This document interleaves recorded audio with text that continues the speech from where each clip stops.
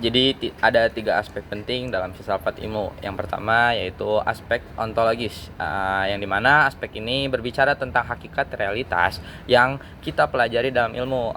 Dalam perspektif Islam, realitas ini dipahami dalam kerangka tauhid bahwa semua yang ada ini bersumber dari Allah sebagai pencipta. Misalnya kita mempelajari alam semesta dalam astronomi, seorang ilmuwan muslim akan melihat bahwa ketertiban dan keteraturan orbit planet-planet, hukum gravitasi, dan struktur galaksi adalah tanda-tanda kebesaran Allah atau ayat-ayat kauniyah, bukan sekedar fenomena fisik yang berdiri sendiri, tapi manifestasi dari sifat-sifat Allah seperti Al-Hakim dan Al-Mudabbir. Nah, untuk aspek yang kedua yaitu aspek ontologis. Aspek ini tuh berbicara tentang bagaimana kita tahu dan memperoleh pengetahuan yang valid. Dalam Islam juga, sumber pengetahuan tidak hanya empiris dan rasional, tapi juga wahyu. Perspektif Islam mengakui 3 sumber pengetahuan utama, yaitu akal, panca indera, dan juga wahyu. Ketiganya saling melengkapi, bukan bertentangan. Ketika kita melakukan penelitian astronomi, metode ilmiah dengan observasi teleskop dan perhitungan matematika tetap penting dan valid. Dan untuk aspek yang ketiga yaitu aspek ontologis. Aspek ini tuh berbicara tentang nilai-nilai dan tujuan dalam ilmu pengetahuan. Dalam Islam, ilmu pengetahuan punya tujuan yang jelas untuk mengenal Allah lebih dalam dan menjadi khalifah yang baik di bumi.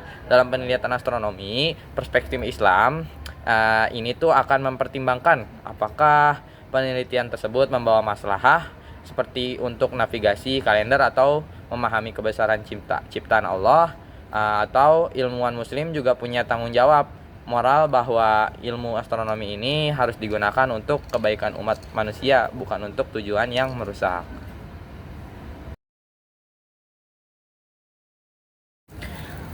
Untuk upaya manusia dalam mencari pengetahuan ilmiah itu bisa kita mulai dengan yang pertama yaitu rasa ingin tahu.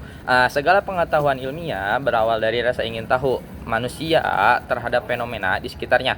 Pertanyaan-pertanyaan seperti mengapa ini terjadi atau bagaimana sesuatu bekerja itu menjadi awal pencarian. Yang kedua itu bisa dilakukan dengan observasi.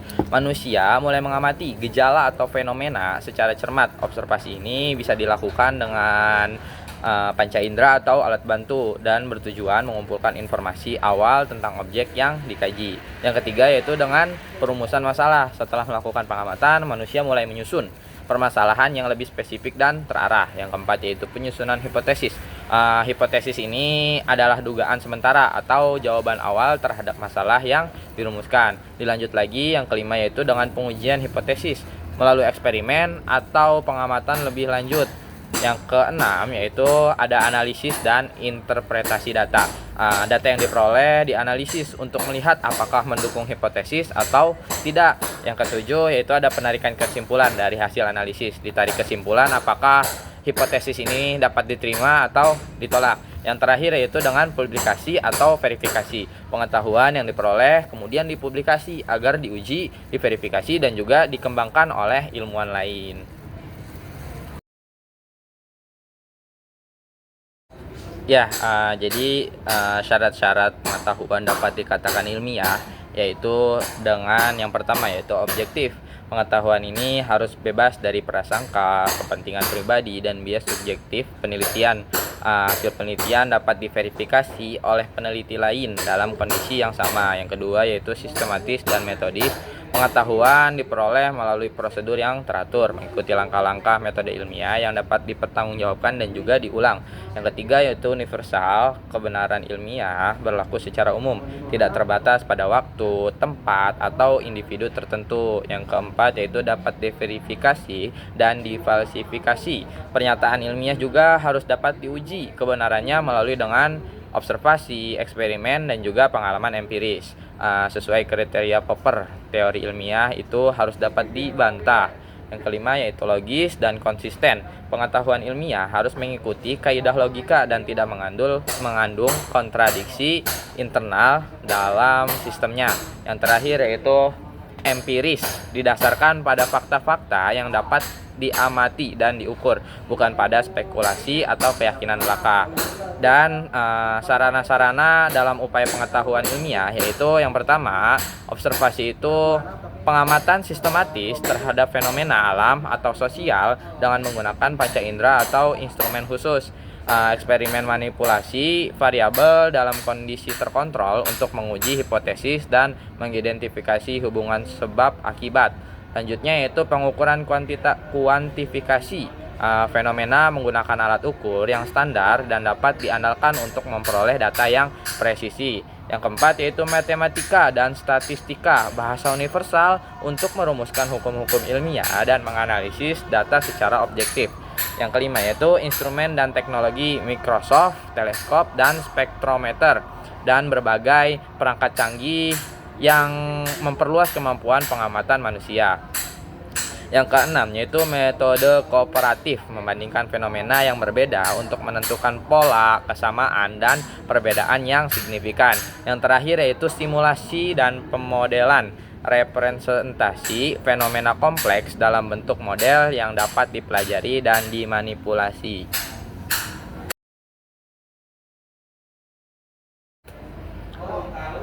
Menurut saya, ilmu sebaiknya itu dikembangkan dengan terikat pada nilai, bukan bebas nilai. Meskipun ilmu itu bertujuan mencari kebenaran ataupun objektivitas ya, tetap saja proses pencaharian, penerapan, dan dampaknya itu tidak dapat dilepas dari nilai-nilai moral, etika, sosial, dan juga kemanusiaan.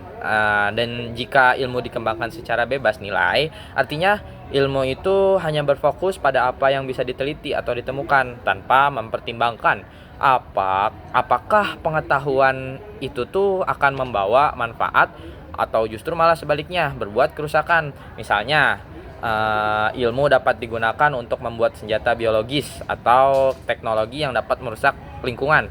Secara ilmiah mungkin sah, tapi secara moral itu bisa sangat membahayakan. Sebaliknya, jika ilmu dikembangkan dengan terikat pada pada nilai, maka proses pengembangan dan penerapannya akan mempertimbangkan kemaslahatan manusia, keadilan, dan tanggung jawab sosial. Ilmu tidak hanya dapat menjadi alat untuk mencari tahu, tetapi juga menjadi kekuatan untuk memperbaiki kehidupan. Dalam konteks ini, nilai seperti kejujuran, keadilan, kepedulian, dan keberlanjutan juga harus menjadi bagian dari kerangka pengembangan ilmu. Dengan demikian, mengembangkan ilmu yang terikat pada nilai akan menjadi ilmu lebih bermakna dan berpihak pada kemanusiaan. Pengetahuan yang dimiliki juga tidak hanya sekedar secara teorinya aja, tetapi juga bermanfaat dan bertanggung jawab secara etika.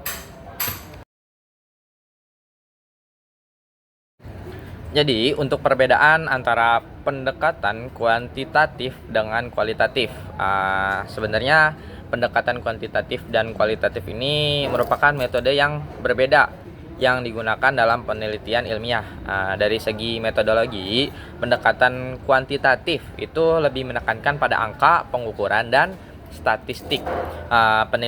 Penelitian biasanya menggunakan kuesioner atau tes untuk mengumpulkan data, lalu menganalisisnya dengan perhitungan matematis. Tujuannya adalah untuk mencari hubungan antara variabel, membuat prediksi, atau menggeneralisasi hasil pada kelompok yang lebih luas. Pendekatan ini juga cocok untuk penelitian yang membutuhkan data pasti dan hasil yang bisa diuji secara objektif. Sementara itu, untuk pendekatan kualitatif itu lebih menekankan pada pemahaman makna di balik suatu fenomena. Peneliti tidak mencari angka, akan tetapi mendalami cerita, pengalaman, atau pandangan orang melalui wawancara, observasi, atau catatan lapangan. Data yang dikumpulkan juga bersifat naratif dan analisis, dilakukan dengan menafsirkan pola atau tema dari hasil wawancara atau pengamatan. Pendekatan ini juga sangat cocok untuk memahami perilaku manusia, budaya, atau situasi sosial secara mendalam dan kontekstual. Sebenarnya keduanya ini tuh berkontribusi besar ya terhadap pengembangan ilmu pengetahuan. Pendekatan kuantitatif itu membantu menghasilkan teori yang dapat diuji dan terapkan secara luas, sementara pendekatan kualitatif itu membantu memahami secara mendalam hal yang tidak bisa diukur dengan angka. Dengan demikian, meskipun kedua pendekatan ini tuh berbeda, keduanya juga saling melengkapi dalam memperkaya pengetahuan dan pemahaman kita terhadap berbagai fenomena.